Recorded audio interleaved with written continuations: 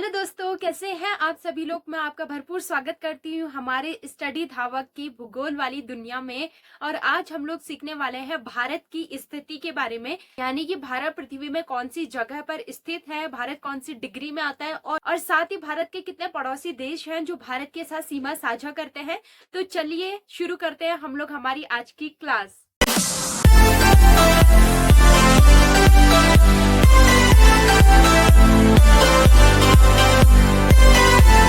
तो दोस्तों चलिए सबसे पहले हम लोग जान लेते हैं कि भारत कौन से गोलार्ध में आता है। आप लोग जानते ही होंगे जो हमारी पृथ्वी है उसे हम लोग दो गोलार्ध में बांटते हैं। इसके बीचों बीच से एक रेखा गुजरती है जिसे 0 डिग्री रेखा भी कहा जाता है, भूमध्य रेखा भी कहा जाता है या इक्वेटर भी कहते हैं। इसे 0 डिग्री रेखा, भूमध्य रेखा या इक्वेटर भी हम इसे कहते हैं। तो हमारा भारत जो आता है वो आता है उत्तरी गोलार्ध में। उत्तरी गोलार्ध में हमारा भारत स्थित है। हमारा भारत वैसे पहले था दक्षिणी गोलार्ध में। ये मैंने आपको बताया है कि हमारे भारत कौन सा किसका पार्ट था। आपको मैंने बताया था कि अरबों साल पहले जब हमारी पृथ्वी बनी थी तो उसके ऊपर सिर्फ एक ही जमीन का टुकड़ा था जो था पेंजिया। जब वो दो भागों में टूटा तो उसका नाम बन गया था अंगारा लैंड और गोंडवाना लैंड। ये दो पार्ट में बढ़ गया था, एक था अंगारा लैंड और एक था गोंडवाना लैंड। गोंडवाना लैंड दक्षिणी गोलार्ध का हिस्सा था जिसमें हमारा भारत भी स्थित था। ठीक है, हमारा भारत किस में स्थित था?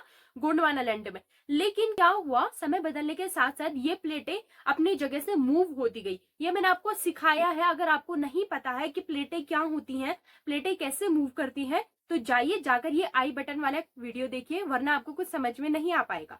तो देखिए क्या हुआ था कि जो ये प्लेटें हैं ये आपस में क्या थी, तैर रही थी। किसके ऊपर तैर रही थी? गुड, दुर्बलता मंडल के ऊपर। तो हमारी जो ये इंडियन प्लेट है ये गोंडवाना लैंड से टूट गई। टूटने की वजह से इसका जो प्रसार हुआ वो उत्तर पूर्व की ओर हुआ, कुछ इस तरीके से। देखिए ये जो है ना, ये है हमारी इंडियन प्लेट जो कि अलग हुई थी गोंडवाना प्लेट से। गोंडवाना प्लेट से अलग होने के बाद जो ये इंडियन प्लेट है ना, ये ऊपर की तरफ मूव करने लगी। कहाँ की तरफ गई? है उत्तर की तरफ। लेकिन इसकी जो दिशा थी वो थी उत्तर पूर्व। इसकी दिशा कौन सी थी? उत्तर पूर्व की दिशा में खिसक रही थी। अच्छा, उत्तर पूर्व क्या होता है? देखो हमारे ना जो दिशा है, सबसे ऊपर वाला होता है उत्तर, सबसे नॉर्थ में होता है दक्षिण, फिर उसके बाद राइट हैंड वाला जो भी आपका राइट हैंड पड़ता है वो हमेशा आपका होता है पूर्व और उसका अपोजिट होता है आपका पश्चिम। कभी भी अगर आपको मैप की स्टडी करनी है तो ऊपर वाला उत्तर, उसका अपोजिट दक्षिण, और राइट वाला हमेशा होता है आपका पूर्व और उसी का उल्टा लेफ्ट वाला पश्चिम। फिर इसे हम चार भागों में और बांटते हैं।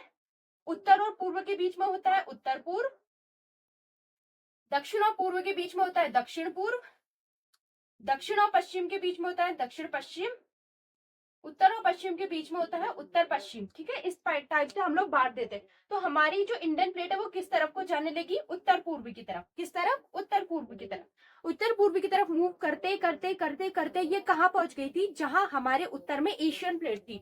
इस इलाके में एक प्लेट थी जो है एशियन प्लेट, और ये जो है मूव करते करते करते करते यहाँ पहुंच गई और आज हमारा वर्तमान में भारत यहाँ आकर पहुंच चुका है। ठीक है, यहाँ से ये मूव करते हुए कहाँ पहुंच गई?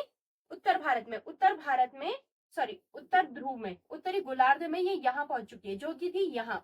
यहाँ से मूव करते हुए ये कहाँ पहुंच गई है? उत्तर पूर्व दिशा में। ठीक है, और इसी के ऊपर कौन सा है? एशिया। और आज हमारा भारत किसका पार्ट है? एशिया महाद्वीप का पार्ट है। ये मैंने आपको कल वाली वीडियो में बताया था। तो अब देखो क्या हुआ, ये हमारी पृथ्वी, सॉरी ये हमारा भारत तो यहाँ पहुंच गया, इंडियन प्लेट तो पहुंच गई, और ये मूव क्यों कर रही है? एक तो इसमें बल लग रहा है, गुरुत्वाकर्षण बल, और दूसरा क्योंकि ये प्लेट है ये हमेशा इधर उधर जाती रहती है। अभी भी हमारी जो प्लेट है उत्तर की तरफ खिसकने में ही है। इसी की वजह से बहुत से बदलाव आए हैं, हमारी हिमालय बने हैं, हमारे देश में भूकंप आते हैं, और भी जो भी प्रॉब्लम्स होती है, जो हमारे देश का एक हिस्सा भी टूट रहा है वो भी इसी की वजह से। ये मैं आपको बताऊंगी कल की वीडियो में या फिर आने वाली कोई वीडियो में, ये हम जरूर सीखेंगे। ठीक है, तो देखो अब हमारे जो इंडिया है वो कहाँ पहुंच चुका है? उत्तर पूर्व में। यानी कि हमारी इंडिया की स्थिति है उत्तरी गोलार्ध के उत्तर पूर्व में। उत्तरी गोलार्ध के उत्तर पूर्व में वर्तमान में हमारे देश की स्थिति है उत्तरी गोलार्ध के उत्तर पूर्व में। ठीक हो गया। अब चलिए देखते हैं कि हमारे भारत कौन से डिग्री में आता है, यानी कि इसका अक्षांश और देशांतर, यानी कि ये कौन से अक्षांश में और कौन से देशांतर में आता है। चलिए ये जान लेते हैं। एक और चीज याद रखिएगा, जो हमारा भारत है इसका आकार त्रिभुजाकार है। ठीक है, तो हमारे भारत के अगर सबसे पहले हम लोग देखते हैं इसकी अक्षांशीय स्थिति। अक्षांश क्या होते हैं? जितने भी लैटिट्यूड लाइंस होती है, जो भी ऐसी तिरछी लाइन्स होती है उन्हें हम अक्षांश कहते हैं। तो यानी कि ये भी अक्षांश में ही है, यानी कि यहाँ से लेकर यहाँ तक का कितना अक्षांश आता है, हमें ये चीज यहाँ से लेकर यहाँ तक का कितना अक्षांश में आता है ये हमें देखना है। तो इसका जो दक्षिण में है ये आता है 8 डिग्री 4 मिनट से लेकर 37 डिग्री 6 मिनट तक का। ये कितने में आता है, 8 डिग्री 4 मिनट से लेकर 37 डिग्री 6 मिनट तक। ठीक है, 8 डिग्री 4 मिनट से 37 डिग्री 6 मिनट उत्तर में। उत्तर क्यों, क्योंकि मैंने आपको बताया था हमारा भारत कौन से गोलार्ध में, उत्तर में, इसलिए उत्तरी गोलार्ध का ही मैं बता रही हूँ, इसका ये वाला पार्ट। ठीक है ना, 8 डिग्री 4 मिनट से लेकर 37 डिग्री 6 मिनट। आप कहेंगे 4 मिनट और 6 मिनट क्या होता है, एक डिग्री को ना हम लोग कुछ मिनट्स में बांट देते हैं, तो उसी को हम लोग क्या कहते हैं, मिनट, यानी कि 8 डिग्री 4 मिनट के आसपास है। फॉर एग्जाम्पल जब आपको मिनट में बांटना होता है तो हम इसे सेकंड में बांटते हैं ना, जैसे कि 4 मिनट 3 सेकंड, 4 मिनट 5 सेकंड, इस तरीके से करते हैं ना हम लोग, 1 मिनट 10 सेकंड। उसी तरीके से हमने इसको भी बांटा है मिनटों में। तो 8 डिग्री 4 मिनट से लेकर 37 डिग्री 6 मिनट उत्तर में ये आता है, यानी कि ये वाली जो इसकी सीमा है वो 8 डिग्री 4 मिनट और यहाँ पर है ये 37 डिग्री 6 मिनट तक। ठीक है ना, तो 8 डिग्री 4 मिनट से लेकर कितने तक है, 37 डिग्री 6 मिनट तक की इसकी अक्षांश है। अब बात करते हैं देशांतर की। देशांतर क्या होता है, जितनी भी हमारी लॉन्गिट्यूड लाइंस होती है, जो भी ये खड़ी लाइनें होती है ना, इसे हम लोग कहते हैं देशांतर। यानी कि यहाँ से लेकर यहाँ तक का हमारे भारत का कितने देशांतर में फैलाव है, तो ये है हमारा 68 डिग्री 7 मिनट से लेकर, एक सेकेंड मैं इसे मिटा देती, तो 68 डिग्री 7 मिनट से लेकर 97 डिग्री 25 मिनट तक। समझ में आया आप लोगों को, तो इसका देशांतरी 25 मिनट पूर्व, क्योंकि हमारे भारत की स्थिति क्या है, उत्तर पूर्व, तो इसके अक्षांश क्या हो गया आपका 8 डिग्री 4 मिनट से लेकर 37 डिग्री 6 मिनट उत्तर, और इसका देशांतर कितना हो गया 68 डिग्री 7 मिनट से लेकर 97 डिग्री 25 मिनट पूर्व। इसको थोड़ा याद करना टिपिकल है, बट आप इसको अपने अकॉर्डिंग बना सकते हैं, मतलब कुछ ट्रिक बना लीजिए या जैसे भी आपको याद करना सही लगता है वैसे, जिसकी मुझे थोड़ा थोड़ा मैं जिस तरीके से याद किया है। तो आप ऐसे कहते हैं 8 डिग्री 4, यानी कि 8 का हाफ कितना होता है 4, तो 8 के साथ 4 मिल गया, यानी कि 8 डिग्री 4 मिनट से लेकर 37 डिग्री 6, यानी कि 7 से छोटा क्या आता है 6, 7 के ठीक के छोटे में क्या आता है 6, तो 37 डिग्री 6 मिनट। 8 डिग्री उसका 8 का हाफ 4 मिनट, फिर 37 7 के से छोटा 6, तो 37 डिग्री 6 मिनट। उसी तरह आप यहाँ पे लगा सकते हैं 68 में 8 से छोटा 7, 68 डिग्री 7 मिनट से लेकर 97 डिग्री 25, इसको आप फिर याद कर लीजिएगा। ठीक है ना, तो हमारा ये क्या है अक्षांशीय और देशांतरीय विस्तार। अब हम इसका देखें तो टोटल, यानी कि ऑल टोटल ये कितने अक्षांश और कितने देशांतर में फैला, अगर हम इसका पूरा एवरेज लें तो वो कितना आएगा। अगर हम इसका अक्षांश और देशांतर का टोटल ले तो ये लगभग है 30 डिग्री तक। कितना डिग्री फैलाव है इसका अक्षांश और देशांतर टोटल, अगर हम इसका विस्तार लें तो ये टोटल आता है 30 डिग्री में ये पूरा फैला, यानी कि हमारे भारत में कितना डिग्री कंट्रीब्यूट करता है 30 डिग्री। ठीक है, 30 डिग्री में हमारा पूरा भारत फैला हुआ है। अब बात करें इसकी लंबाई और चौड़ाई की, तो अगर हम इसकी बात करें लंबाई की तो ये है 3214 किलोमीटर। इसका जो फैलाव है वो है 2933 किलोमीटर। इसका मतलब इससे क्या क्या साफ पता चलता है, यानी कि हमारे भारत की लंबाई अधिक है चौड़ाई कम है, लंबाई अधिक है चौड़ाई कम है। देखो इसको याद करने का फॉर्मूला क्या है, 1 2 3 लास्ट में 4, 1 2 3 लास्ट में 4, 3214 किलोमीटर। और इसको याद करने का तरीका ये है कि 3 3 2 टाइम, तो 3 3 9 फिर 2। ठीक है ना, इस तरीके से मतलब आप बना लो किसी भी तरीके से, जैसे याद हो तो 3 3 9 फिर बचा 2, क्योंकि 3 2 बार आए तो लास्ट में 2, तो 3214 किलोमीटर और 2933 किलोमीटर में ये हमारे भारत की है। अब आप सोचेंगे कि इसका फैलाव कम है और लंबाई अधिक है, तो ये होता है ना इसके अक्षांश और देशांतरीय विस्तार की वजह से। जो अक्षांश रेखाएं होती है वो तो बराबर में होती है, लेकिन जो देशांतरीय रेखाएं है ना वो कुछ इस तरीके की होती है, इस तरीके से। जब तो जैसे ये जो ध्रुवें है ना जैसे ये जो देशांतर रेखाएं हैं ये 0 डिग्री के पास में आती है ना, थोड़ी फैलती है और ऊपर की तरफ से थोड़ी संकुचित होती है, और हमारा भारत कुछ उत्तर की तरफ में आता है, तो इस वजह से जो है इसका देशांतरीय विस्तार थोड़ा कम हो जाता है इसकी रेखाओं की वजह से। ये देशांतरीय रेखाओं की वजह से जो है इसका जो चौड़ाई है वो थोड़ी कम हो जाती है, ठीक है, लेकिन लंबाई इसकी फुल है। तो इतना आप लोग समझ गए। अब आप बताइए, ये तो हमारा भारत का एक हमने जमीनी हिस्सा देख लिया, लेकिन हमारे भारत के जमीनी हिस्से के साथ साथ और भी तो चीजें हैं। हमारे भारत के पास समुद्र भी तो है। सबसे पहले समुद्र में एक द्वीप भी है जो कि हमारा है। वो कौन सा द्वीप है? Very good. इस इलाके में एक द्वीप आते हैं, सॉरी 2 द्वीप आते हैं। उन द्वीपों के नाम क्या है? उनका नाम है अंडमान एंड निकोबार, जो कि हमारे ही है। अंडमान निकोबार हमारे भारत के ही द्वीप है ये। तो यहाँ पर जो 2 द्वीप आते हैं, अंडमान निकोबार, और एक द्वीप यहाँ पर आता है जिसका नाम है लक्षद्वीप, ठीक है। ये तीनों ही हमारे ही द्वीप है, ठीक है, अंडमान निकोबार एंड लक्षद्वीप। और उसके अलावा एक और जो हमारा ही हिस्सा है वो इसके कुछ यहाँ पर आता है जिसे कहते हैं मिनिकॉय। अंडमान निकोबार, मिनिकॉय, अंडमान निकोबार, लक्षद्वीप एंड मिनिकॉय, ये सब भारत का ही हिस्सा है। और भारत के साथ एक बहुत बड़ा समुद्र का हिस्सा भी टच करता है।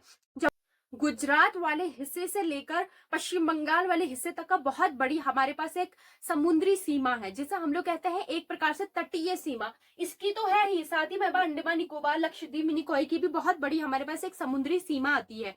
तो हमारे पास जो तटीय सीमा है, यानी कि यहां से लेकर यहां तक जो तटीय सीमा है वो कितनी है? तो जो इसकी टोटल तटीय सीमा है वो है 7,517 किलोमीटर, ठीक है। 7,517 किलोमीटर में पूरी तटीय सीमा लगी है। इसमें भारत की तटीय सीमा भी आती है, इसके द्वीपों की तटीय सीमा भी आती है, यानी कि टोटल इसके द्वीपों के पास जो तट है और भारत के पास जो तट है वो सारी सीमाएं क्या है? 7,517 किलोमीटर में फैली हुई है, ठीक है ना। तो समुद्री सीमा किसे कहते हैं हम लोग? जिसका जो हिस्सा, यानी कि भारत का जो जो हिस्सा समुद्र के साथ अपनी सीमा साझा करता है वो भारत की समुद्री रेखाएं हैं, ठीक हो गया। चलिए अब हम लोग बात करते हैं कि भारत के पड़ोसी देश कौन कौन से हैं जो भारत के साथ सीमा साझा करते हैं।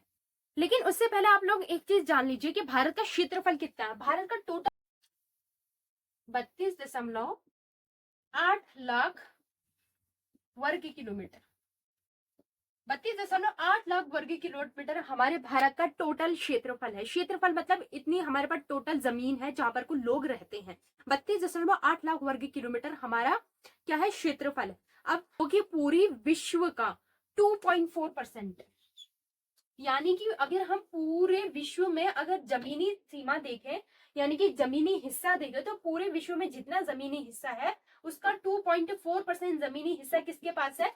भारत के पास। यानी कि पूरे विश्व में जितनी भी जमीन है उसका 2.4% किसका है? भारत का है। यानी कि पूरे विश्व का 2.4% क्षेत्रफल है भारत का, ठीक हो गया। तो इसी आधार पर हमारा भारत पूरे विश्व में क्षेत्रफल के आधार पर 7वें नंबर पर आता है। कितने नंबर पे आता है? 7वें नंबर पर। यानी कि जितनी भी सबके पास जमीनें हैं उसमें 7वें नंबर पे भारत के पास जमीन आती है।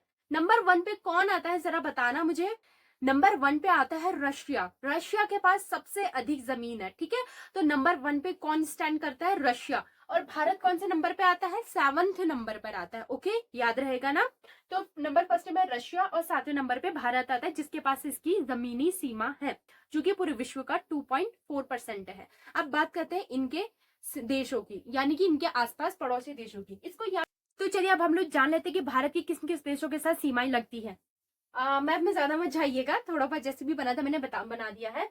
तो ये है हमारा प्यारा भारत। अब देखते हैं इस भारत के साथ कौन कौन से देश सीमा साझा करती है। इसको याद करने की एक बहुत ही अच्छी और आसान ट्रिक है। उससे आप कह सकते हैं बचपन से एमबीए का सपना था, या का सपना है, कुछ भी का सपना, बचपन से एमबीए का सपना है या बचपन से एमबीए का सपना था। इसमें आपको 2 चीजें अंडरलाइन कर लेनी है, बचपन और एमबीए, क्योंकि इसी से हमें हमारे देशों की सीमा पता चलती है और इसके साथ साथ हमें सीक्वेंस पता चलता है कि सबसे बड़ी सीमा देश की किसके साथ है और सबसे छोटी सीमा किसके साथ है। तो सबसे नंबर 1 पे कौन आता है? बांग्लादेश।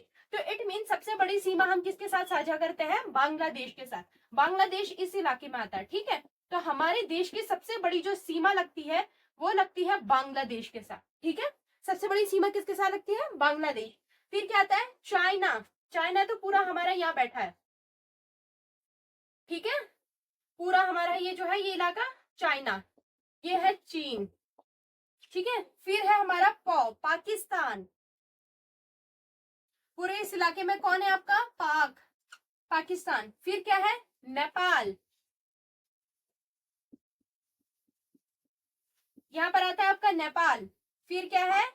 MBA, एम मतलब म्यांमार, यहां पर है म्यांमार,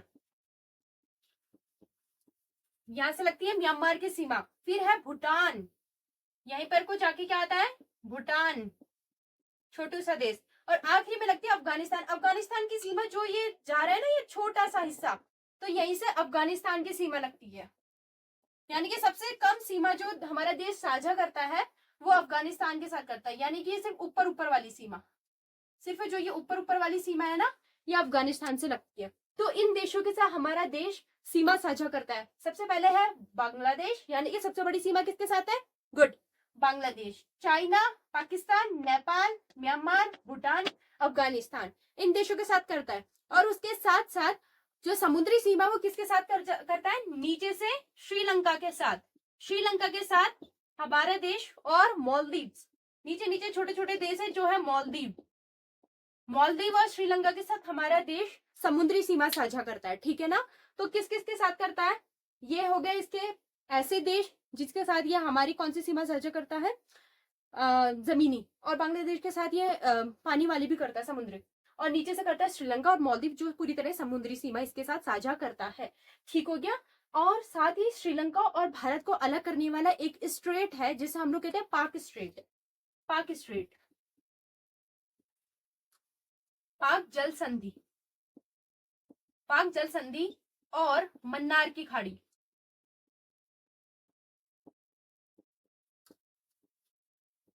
श्रीलंका भारत से किसके साथ अलग होता है?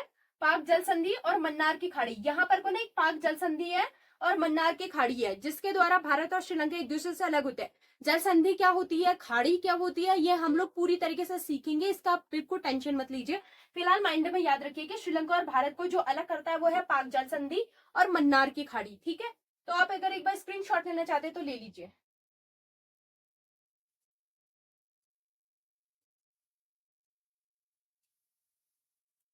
दोस्तों हमारा भारत ना बहुत बड़ा है, इसमें पढ़ने के लिए बहुत बहुत ज्यादा कुछ है। अब हम लोग पढ़ेंगे इसके अंदरूनी हिस्से को, यानी कि इसके अंदर क्या क्या चीजें हैं। अभी हम लोग पढ़ेंगे कि इसमें क्या क्या है, ये भारत बना किस चीजों से है, हिमालय, मैदान, प्रायद्वीप, सब कुछ पढ़ना है अभी हमें। तो ये हम लोग अब आगे की क्लासेस में पढ़ेंगे। और आप लोगों को इससे पहले क्या करना है? वेरी गुड, अगर आप लोगों को समझ आ रहा है तो क्लास को शेयर करना है और सब्सक्राइब भी करना है, ताकि हमारा भी मोटिवेशन बढ़े। और अगर आप लोगों को पसंद आता है तो आप लोग इतना तो कर ही सकते हैं बदले में। तो दोस्तों यहाँ पे हम लोग अपनी कर रहे हैं क्लास एंड। और हाँ, आगे की और क्लासेस भी जरूर देख लीजिएगा। और अभी जो वीडियो में क्लासेस आ रही है ना, इनको भी जाकर जरूर देख लेना, वरना आपको कैसे समझ आएगा आगे का।